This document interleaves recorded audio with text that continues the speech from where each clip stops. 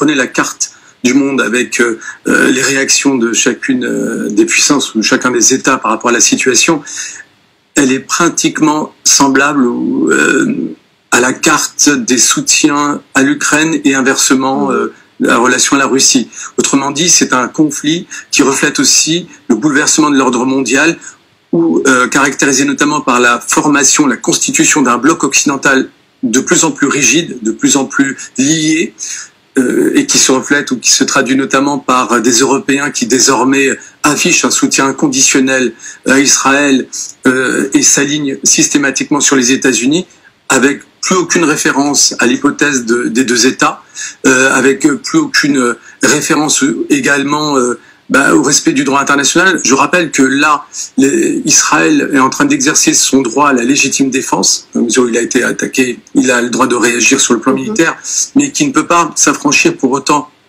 du droit international de la guerre, notamment par des bombardements sur des cibles civiles.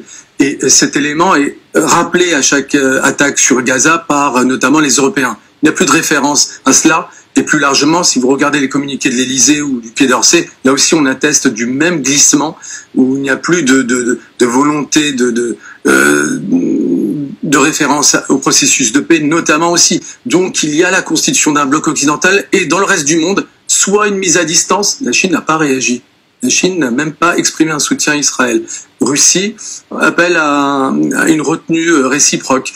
Et puis dans le reste du monde, Amérique du Sud, Lula appelle également à la retenue et à convoquer le Conseil de sécurité. Je veux dire par là qu'il y a là, à travers ce conflit également, la confirmation d'un nouvel ordre mondial où l'Occident se constitue en bloc, mais se trouve relativement isolé en vérité. Il n'empêche, ce qui pourrait vraiment structurer les positions des uns et des autres, c'est notamment les valeurs que revendique la France traditionnellement. Et là, on prend véritablement une distance par rapport à ce qu'on appelle la ligne gaulo-mitterrandienne. Et puis de l'autre aussi, le respect du droit international qui fait partie de notre position traditionnelle. On aura un peu plus de recul parce que là, c'est difficile à chaud, on est écrasé par l'événement. Mais ce qui restera également, c'est ce sentiment de réaction à géométrie variable, dans la mesure où finalement, ce que vivent aujourd'hui les Israéliens, du point de vue des Palestiniens, c'est ce qu'ils vivent de manière quasi régulière. Les humiliations, les assassinats ciblés, etc.